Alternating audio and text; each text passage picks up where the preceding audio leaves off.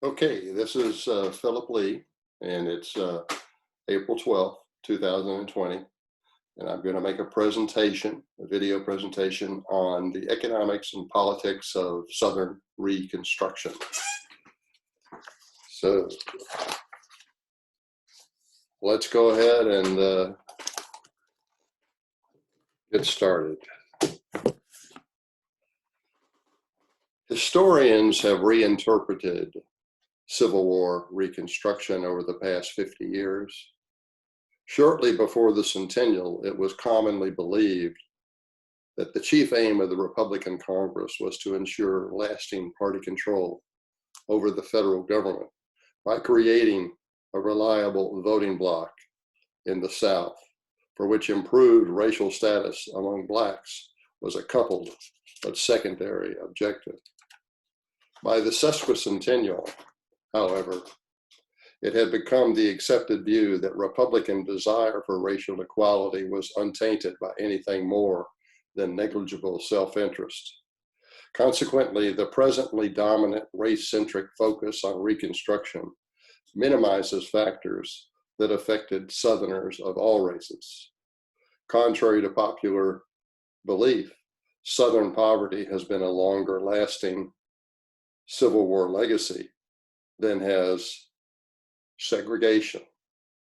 Prior to the war, the South had a bimodal wealth distribution with concentrations at the poles. The classic planters with 50 or more slaves had prosperous estates, but they represented less than 1% of Southern families. Partly because 1860 slave property values represented half of Southern wealth. 7 of the 10 states with the highest per capita wealth joined the Confederacy.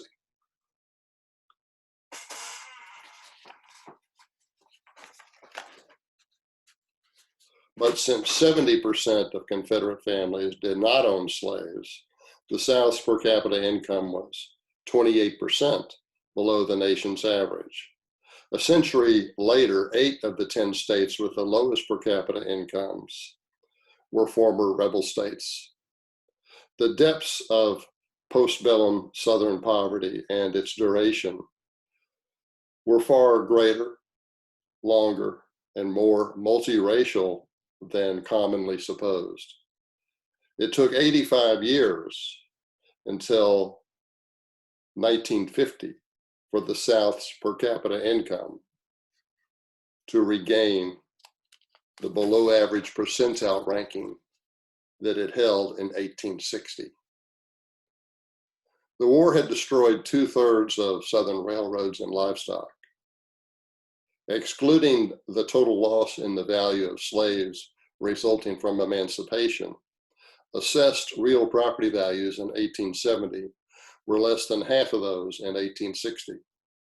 About 300,000 white Southern males in the prime of adulthood died during the war, and perhaps another 200,000 were incapacitated, representing almost 20% of the region's approximate 2.8 million males of all ages. During the war, Southern farms had drifted back to nature. Returning Confederate soldiers often found that their families were starving. Historian David L. Cohn adds, when there was a shortage of work stock, the few remaining animals were passed from neighbor to neighbor. When there was no work stock, the men hitched themselves to the plow. By ingenuity, backbreaking toil, and cruel self-denial, thousands of Southern farmers survived Reconstruction. They received no aid from any source, nor any sympathy outside the region. By 1870, Southern bank capital totaled only $17 million as compared to $61 million in 1860. National policies largely ignored post-war Southern poverty until President Franklin Roosevelt commissioned a report in 1938, 73 years after the war had ended. The study disclosed that the South remained America's poorest region. Its 1937 per capita income of $300 was only half of the $600 for the rest of the country. Shortly after the Great Depression began, the president of General Motors voluntarily cut his annual salary from $500,000 to $340,000. His $160,000 cut was more than all of the income taxes paid by 2 million Mississippi residents that year. During the last year of the prosperous, roaring 1920s, Southern farmers earned an average of $190, which was only about 1/3 of the $530 for other American farmers. As a result, there was often little money left over for food and clothing, and none for otherwise common articles such as books and radios.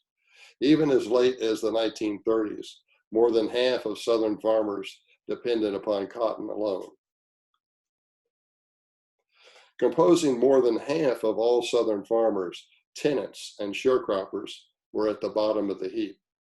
They lived like Russian serfs of the 19th century.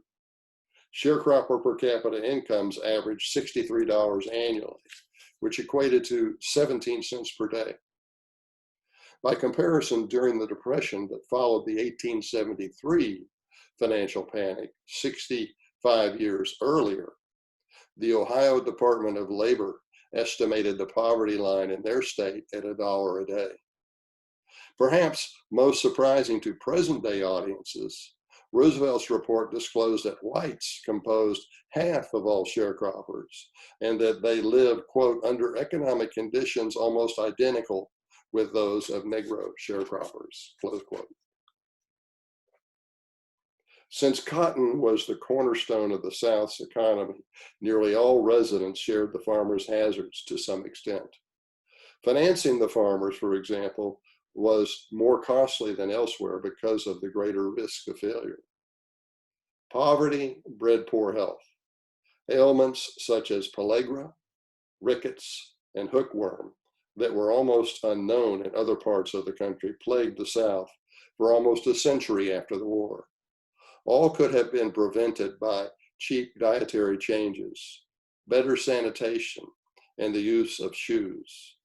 So short was the life expectancy in South Carolina that half of the state's population was under age 20 as late as 1930.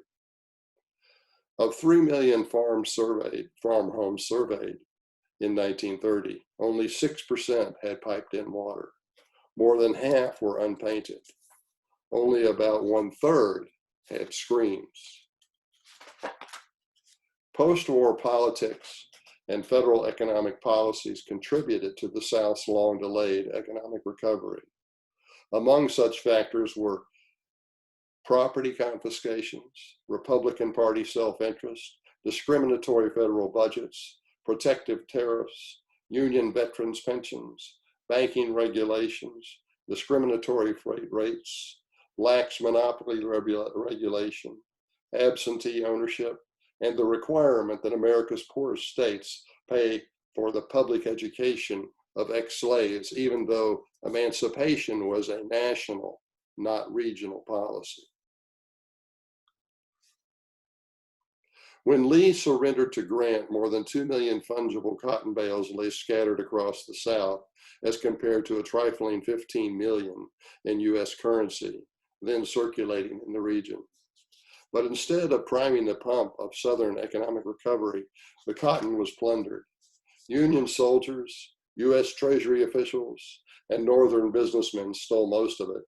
A dismayed US Treasury Secretary Hugh McCullough remarked, quote, "I am sure that I sent some honest cotton agents south, but it sometimes seems very doubtful that any of them remained honest for very long," close quote. When the Civil War ended, the Republican Party was barely 10 years old. Its leaders worried that it might be strangled in its cradle if the readmittance of Southern states into the Union failed to be managed in a way that would prevent Southerners from allying with Northern Democrats to regain control of the federal government. If all former Confederate states were admitted to the 39th Congress in December 1865, and each added member was a Democrat, the Republicans would lose their veto-proof two-thirds majority in Congress. Thus, the infant GOP needed to ensure that most of the new Southern senators and congressmen be Republicans. That meant that vassal governments had to be formed in the Southern states. Since there were few white Republicans in the region, the party needed to create a new constituency. Consequently, Republicans settled on two goals. First was mandatory African American suffrage in all former Confederate states. The party expected that such a mostly inexperienced electorate could be manipulated to consistently support Republican interests out of gratitude. Second was to deny political power to the Southern white classes most likely to oppose Republican policies. Although it is often assumed that Republican Party sponsorship of Southern Black suffrage was motivated by a moral impulse to promote racial equality, the bulk of the evidence suggests the party was more interested in retaining political power. First, the 1866 Civil Rights Act declared nearly all Blacks to be citizens, but expressly denied citizenship to Indians unless they paid taxes. Moreover, Chinese Americans were also pragmatically excluded and would not even get the right to become naturalized citizens until 1943. Thus, the act focused only on the solitary racial minority that was expected to be reliably Republican loyal. That meant ex-slaves. Second, Republicans recognized that many Northerners opposed Black suffrage in their own states. At the end of the war, only 5 New England states with tiny Black populations permitted Blacks to vote. Connecticut, Minnesota, and Wisconsin rejected Black suffrage in 1865. Kansas did so in 1867, as did Michigan and Missouri in 1868.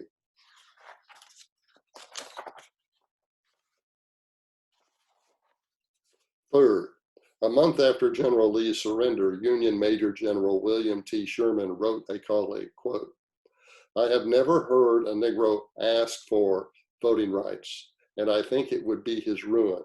I believe the whole idea of giving votes to the Negroes is to create just that many votes to be used by others for political uses," close quote.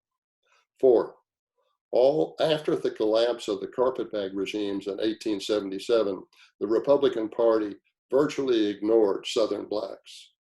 As a result of their post-war lust for lasting political power, the Republicans proceeded with a plan for universal Black suffrage in the South, if not the North.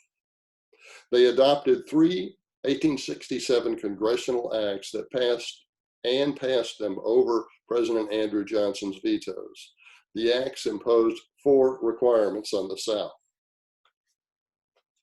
First, except for Tennessee, the remaining 10 states of the former Confederacy were divided into 5 military districts and governed by martial law. Tennessee was exempted because she already had a Republican-controlled government. Andrew Johnson, who was from Tennessee, left it behind when he moved to Washington to become Lincoln's vice president early in 1865. The rest of the Southern states had no civil governments, while martial law ruled.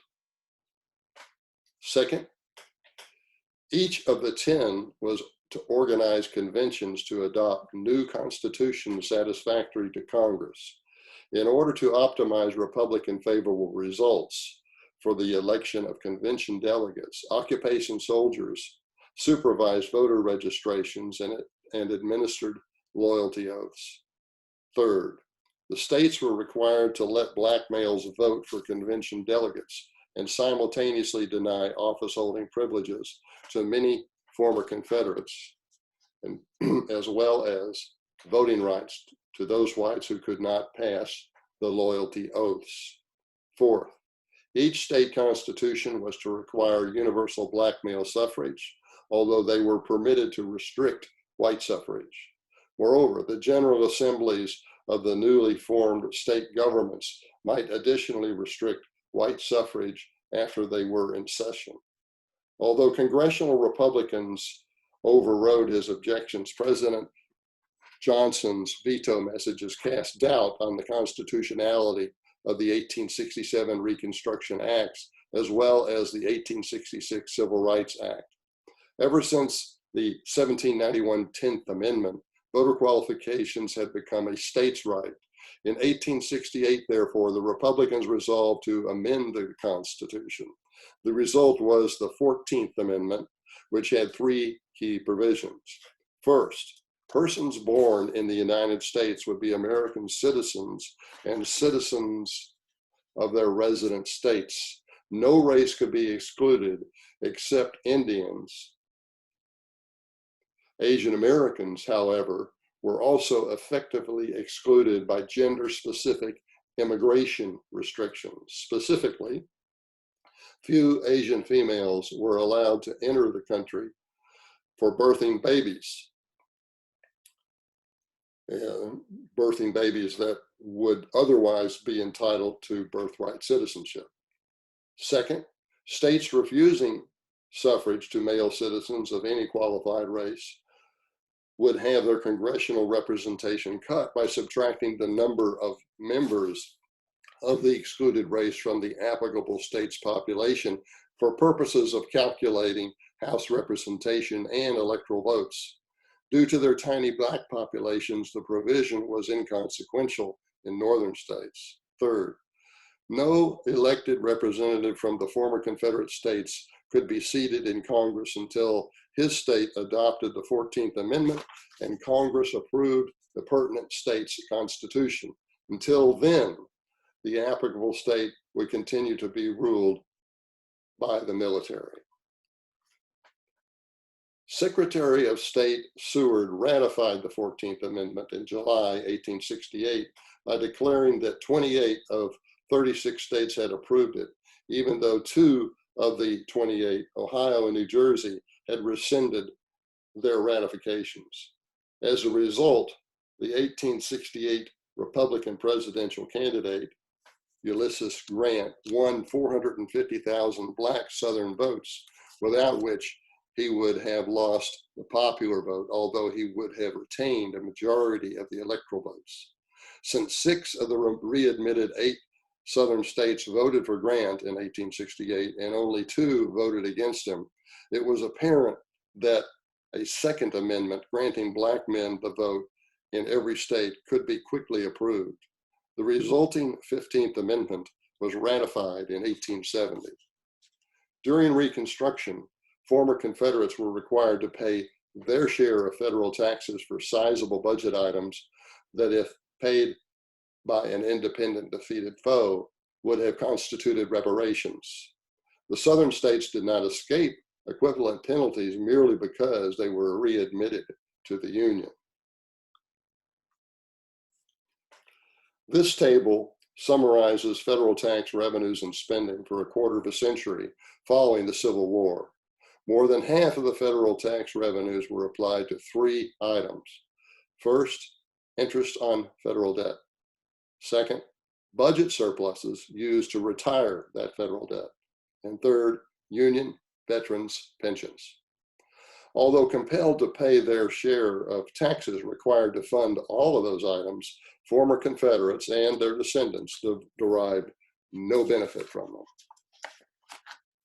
The budget surpluses repaid the federal war debts, which had jumped 40-fold from $65 million at the start of the war to $2.7 billion at the end. Southerners did not hold any of those bonds. Some were held by national banks, but many Northern civilians also owned them. Bond policies also penalized Southerners another way. Specifically, in 1869, there was a law in 1869 that required that they be repaid in gold, even though Northern investors bought them during the war with paper money. which traded at a fluctuating discount to gold. Since the bonds and interest had to be paid in gold, the value of paper money required to make such payments was larger than the face amount of the bonds and their associated interest coupons. The difference was an extra cost to the taxpayers, but a windfall bonus to the Northern bondholder.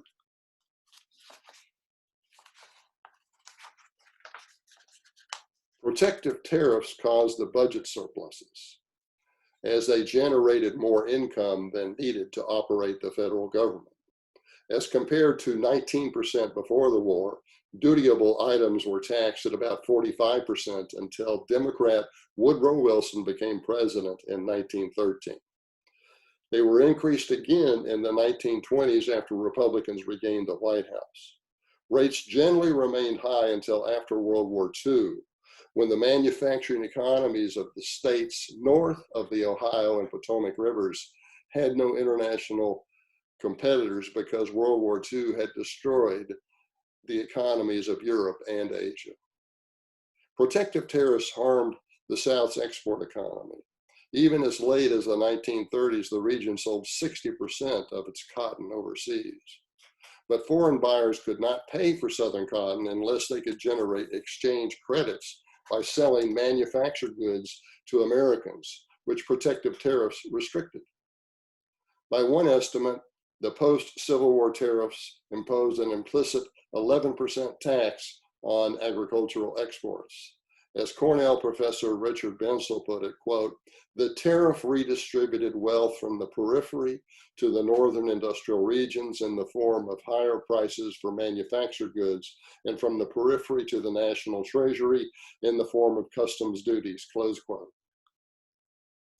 Finally, former Confederates derived no benefit from liberal spending on Union veterans' pensions. Such pensions were originally paid only to soldiers who received disabling injuries while enlisted, but Republicans gradually expanded eligibility to solidify veterans as one of the party's chief voter constituencies. By 1904, any Union veteran over age 62 was regarded as disabled, thereby transforming the program into a retirement system. In 1893, the pensions represented over 40% of the federal budget. Annual disbursements did not peak until 1921, which was 56 years after the war had ended. Payments were still being made as late as 2016. While some federal spending, not specified in the table that I cited earlier, did benefit the South, they were few, tiny, or funded by Southerners themselves. From 1865 to 1873, the federal government spent $103 million on public works, but less than 10% went to former Confederate states. Additionally, the federal government taxed cotton. As prices dropped after the war, the levy represented as much as 25% of the selling price.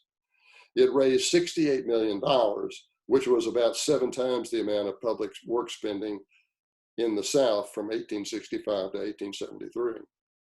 The tax could not be passed along to buyers since most American cotton was exported, where it had to compete on world markets with untaxed cotton from other countries. The British, for example, could buy Egyptian or Indian cotton instead of American cotton if Southerners tried to pass the tax along to the British buyers. While the Freedmen's Bureau provided some economic assistance, it was mostly devoted to ex-slaves. Moreover, the cotton tax alone was enough to pay for all of the federal spending on the Bureau during the Bureau's entire existence. To clarify how post-bellum bank regulations delayed Southern economic recovery, it should be understood that the U.S. Constitution only granted the federal government the authority to coin money and not to print fiat currency.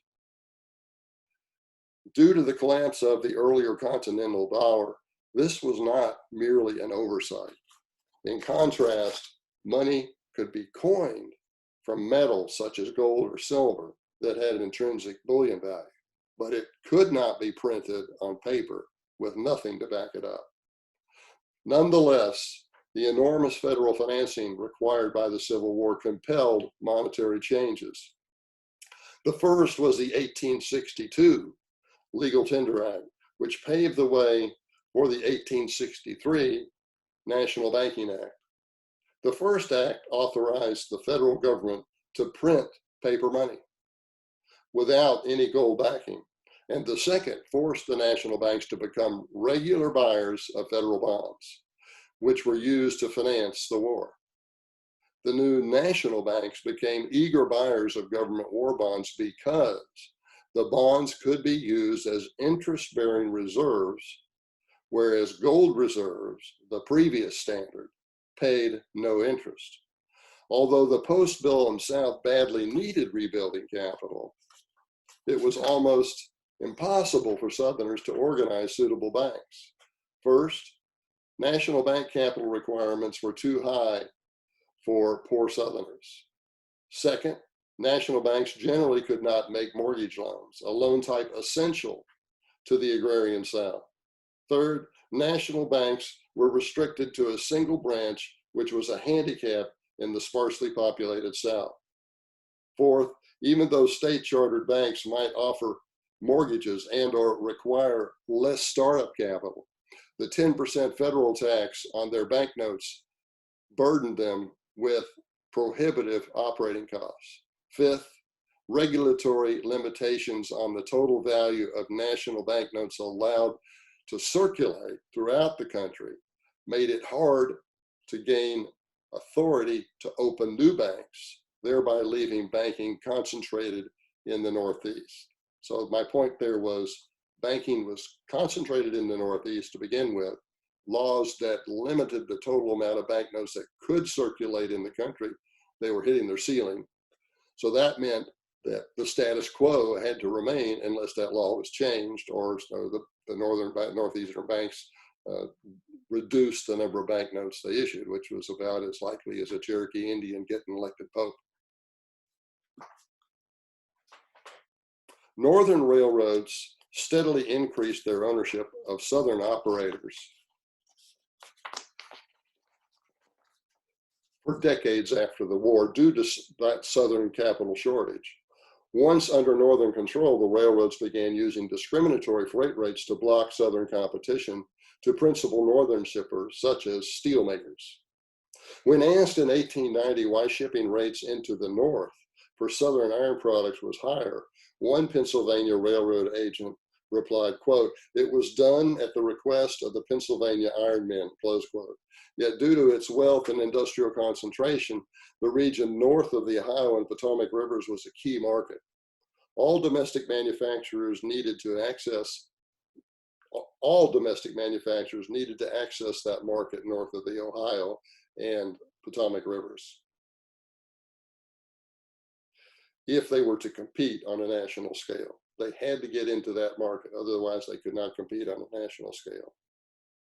As a means of impeding competition from Southern and Western manufacturers, the discriminatory rates into that region were as effective as protective tariffs, which were constitutionally prohibited between the states.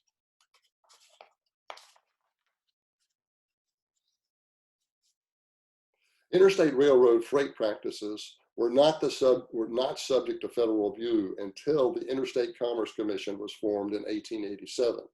Almost from the beginning, however, the ICC sanctioned discriminatory regional rates. No careful study was made until 1939, when rates for the same service in the South were found to be 40% higher than in the North on 14 selected items. The differentials were so discriminatory that remote Northern manufacturers could ship finished goods into the South at lower cost than Southern makers of the same items could distribute them within their own region. Finally, the 1940 Transportation Act required the ICC to investigate and eliminate geographically discriminatory rates. After 4 years, in June 1944, the ICC ordered that rates in the North be increased by 10%, and those in the South and West be reduced by 10%. Southern hostility toward protective tariff was also in direct opposition to monopolies because such tariffs were a prime cause of monopolies. The first federal response to monopolies was the 1890 Sherman Antitrust Act. Unfortunately, the act targeted only the apparatus of monopoly instead of the cause. 9 years later, the president of New York-based American Sugar Refining Company, which controlled 98% of the market, admitted in testimony to an industrial commission, quote, "The mother of all trusts is the customs tariff bill. Production economies of scale in the same line of business are a great incentive to trust formation, but these bear a very insignificant proportion to the advantages granted in the way of protection under the customs tariff. It is the government through its tariff laws which plunders the people, and the trusts are merely the machinery for doing so," close quote. Tariffs bred monopolies like swamps bred mosquitoes. The era's biggest United States Steel was deliberately formed to suppress competition, even though steel could be produced more cheaply in America than in other countries. U.S. Steel sold products overseas at lower prices than domestically. Let me repeat that. Even though steel could be produced more cheaply in America than in other countries, the U.S. Steel Corporation sold products overseas at lower prices than they did domestically. Wire nails, for example, sold domestically for $200 per hundredweight compared to $1.55 in Britain. When Andrew Carnegie toured the emerging Southern steel industry centered in Birmingham in 1889, he declared, quote, "The South is Pennsylvania's most formidable industrial enemy," close quote. About 10 years later, Carnegie Mills merged into Pittsburgh-based U.S. Steel. 6 years later, U.S. Steel bought the biggest Southern mills and imposed discriminatory pricing on Southern production. Thereafter, steel from the company's Alabama mills included an incremental markup termed the Birmingham differential of $3 per ton over the Pittsburgh quote. To further penalize Alabama production, the buyers of Birmingham steel were required to pay freight from Birmingham plus a phantom charge as if the shipments originated in Pittsburgh. After Wilson became president, a Federal Trade Commission investigation concluded that Birmingham's steel production costs were the lowest in the country and 26% below those of Pittsburgh. Yet U.S. Steel continued to require a $3 per ton Birmingham differential, which was raised to $5 after 1920. 6 months after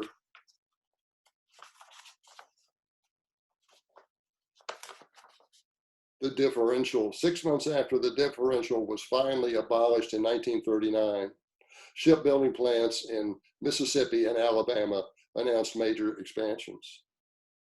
President Roosevelt's 1938 study revealed that absentee ownership was a protracted problem and included such essential industries as electric utilities, railroads, steel manufacturing, and even cotton textile mills. Outsiders also controlled most of the area's natural resources such as coal, feldspar, iron ore, zinc, sulfur, and bauxite. Northerners reserved for themselves the more prosperous work of converting such raw materials into finished goods. About 90% of the 4.5 million American blacks at the end of the Civil War were living in the former Confederate states. The great majority were illiterate slaves needing public education. Although the federally financed Freedmen's Bureau spent over $5 million for black schools after the Civil War, Southerners basically paid for the schools through the cotton tax noted earlier.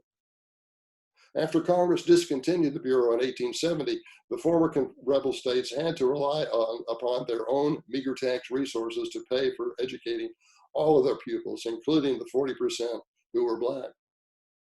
In sum, while Reconstruction history should include a thorough analysis of racism and its protracted effects, contemporary historians should also devote comparable attention to the numerous, equally important non-racial political and economic factors. As an entire chapter in my Southern Reconstruction book is devoted to an analysis of the region's racial adjustments. And those racial issues are also covered in other chapters where they're pertinent. As noted, however, this speech was limited to non-racial factors because nearly all of the books on Reconstruction during the past 30 years are race-centric. There is my contact information. If you'd like to get a signed copy of the book, you can email me there as indicated. Or you contact me through YouTube. You can put a comment down there with your email. Okay, I think that does it. Thank you for your attention.